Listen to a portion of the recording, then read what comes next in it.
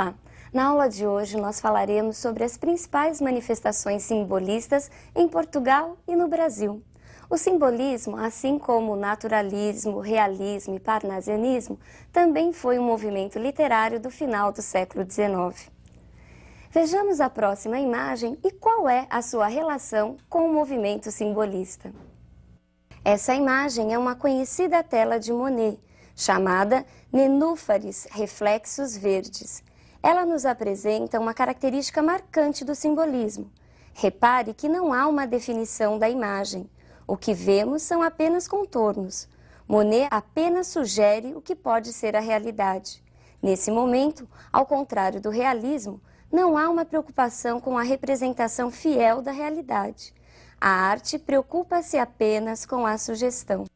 E o simbolismo é isso. Simbolismo é sugestão. Ao contrário do realismo, que buscava mostrar a realidade tal qual ela se apresentava, o simbolismo ele busca uma volta, um retorno ao mundo interior, ao espiritualismo, ao misticismo. É a volta do subjetivismo, com uma certa aproximação com o romantismo, mas ele se difere do romantismo no sentido de ter uma subjetividade mais profunda. Ele busca a essência do ser, ele busca a espiritualidade e mostra sensações que às vezes a própria lógica desconhece. Vejamos agora as principais características do simbolismo. Espiritualismo e misticismo. O espiritualismo e o misticismo, eles trazem o quê? O homem simbolista, o autor simbolista, estava muito próximo da religião. É muito frequente nos textos nós encontrarmos uma distinção corpo e alma e uma sublimação. E o que vem a ser isso? O homem precisava se livrar da carne, uma mortificação da carne, para conseguir a libertação da alma. Vejamos a próxima característica. Sugestão. A sugestão, assim como nós vimos no quadro de Monet, é o quê? O poeta, o autor simbolista, apenas sugere. Ele não diz as coisas, na realidade, como elas são. Cabia ao leitor tentar decifrar o enigma de cada poema. Vejamos a próxima. Imprecisão. Aliada à característica da sugestão, nós encontramos textos vagos, imprecisos, nada é declarado, tudo é sugerido, tudo é vago. Vejamos a próxima. Sinestesia. Os textos simbolistas são carregados de sinestesias. E o que era a sinestesia? A sinestesia é uma figura de linguagem em que nós encontramos a fusão de várias sensações. Você ouve o cheiro, você sente a cor, isso era muito presente. Vejamos um exemplo de sinestesia. Nasce amanhã, a luz tem cheiro. Ei-la que assoma. Pelo ar sutil, tem cheiro a luz. Amanhã nasce. Ó sonora audição colorida do aroma. Perceberam? Luz, cor, aroma, essa fusão? Vejamos agora a próxima característica. Musicalidade. Os textos simbolistas são marcados por uma forte musicalidade. Havia a preocupação de aproximar a música e o poema, a música e o texto. E para conseguir esse efeito, os poetas simbolistas se utilizavam principalmente das figuras de linguagens associadas à sonoridade, como as rimas, os ecos e a aliteração. Vejamos um exemplo de aliteração. E não se esqueça de que a aliteração é a repetição de sons consonantais. E as cantinelas de serenos sons amenos fogem fluidas fluindo a fina flor dos fenos. Perceberam a repetição do som f, f, f? Vejamos agora a próxima característica. Maiúsculas alegorizantes. O que são essas maiúsculas alegorizantes? As maiúsculas alegorizantes eram o quê? A utilização de letras maiúsculas no meio dos versos, sem que houvesse nenhuma explicação lógico-gramatical para esse uso. O poeta as usava buscando justamente destacar algumas palavras. Vejamos um exemplo. Indefiníveis músicas supremas, harmonias da cor e do perfume, horas do ocaso, trêmulas extremas, réquiem do sol que da dor da luz resume. Procure agora identificar no próximo texto essas características. Antes de tudo a música, preza, portanto o ímpar, só cabe usar o que é mais vago e solúvel no ar, sem nada em si que pousa ou que pesa. Pesar palavras será preciso, mas como algum desdém pela pinça, nada melhor do que a canção cinza, onde o indeciso se une ao preciso. Pois a nuance é que leva a palma. Nada de cor, somente a nuance. Nuance só que nos afiance. O sonho ao sonho e a flauta na alma. Que teu verso seja aventura, esparsa ao ardegoar da manhã, que enchem de aroma o tino e a hortelã, e todo o resto é literatura. Percebeu a musicalidade, a vaguidão, a imprecisão? Pois então, são as características que marcam o simbolismo. O simbolismo em Portugal tem início em 1890 com a publicação do poema O Aristos, de Eugênio de Castro. O Aristos é um termo grego que significa diálogo íntimo, um diálogo amoroso, bem próprio do período, não acha? Vejamos agora quais são os principais autores simbolistas portugueses: Eugênio de Castro, Antônio Nobre e Camilo Peçanha. Eugênio de Castro se destaca por ter sido o introdutor do simbolismo em Portugal. Suas obras não merecem tanto destaque assim.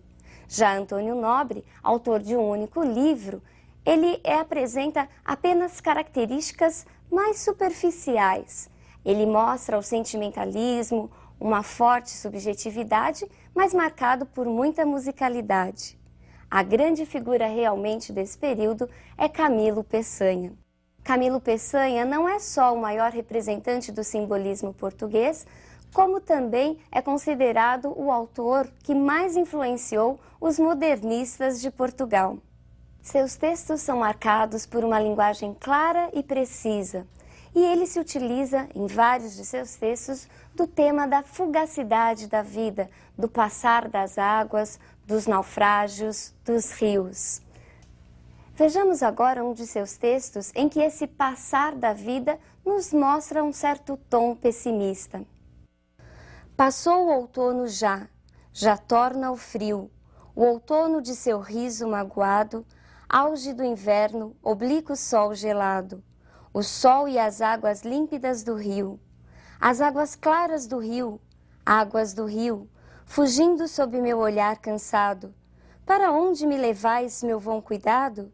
Aonde vais, meu coração vazio? Vejamos agora quando tem início o simbolismo em terras brasileiras.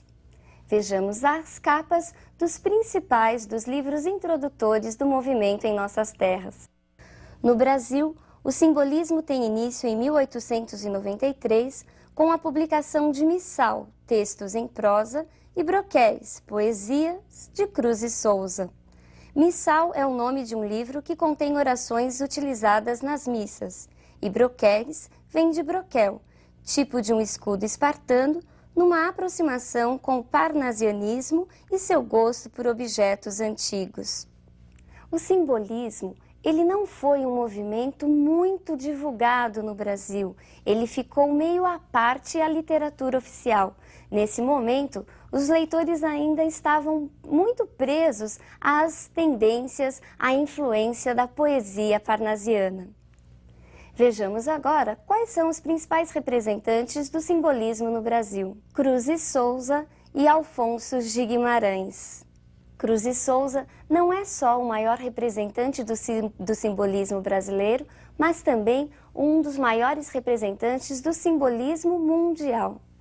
Cruz e Souza era conhecido como Cisne Negro ou também como Dante Negro.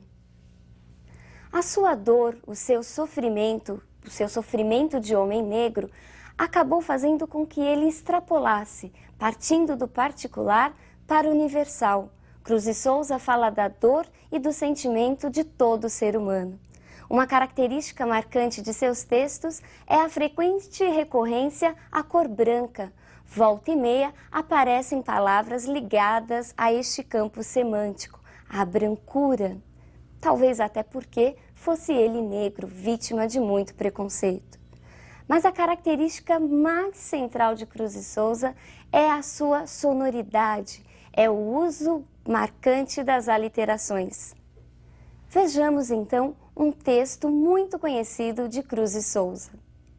Ah, plangentes violões dormentes, mornos, soluços ao luar, choros ao vento, tristes perfis, os mais vagos contornos, bocas murmurejantes de lamento, sutis palpitações à luz da lua, anseios de momentos mais saudosos, quando lá choram na deserta rua as cordas vivas dos violões chorosos. Quando os sons dos violões vão soluçando, quando os sons dos violões nas cordas gemem, e vão dilacerando e deliciando, rasgando as almas que nas sombras tremem. Vozes veladas, veludosas vozes, volúpias dos violões, vozes veladas, vagam nos velhos vórtices velozes, dos ventos vivas vãs vulcanizadas. Percebeu a musicalidade do último trecho da última estrofe? Outra importante figura do simbolismo brasileiro é Alfonso de Guimarães. Alfonso de Guimarães mostra textos mais míticos, mais religiosos, voltados para a idealização do amor, para a Virgem divinizada e principalmente para a figura da Virgem Maria. Bom, pessoal, na aula de hoje nós falamos sobre o simbolismo em Portugal e no Brasil. Não se esqueça de suas principais características: a musicalidade, a imprecisão, as sugestões, as aliterações e as letras maiúsculas alegorizantes. Por hoje é só, um grande abraço e até a nossa próxima aula.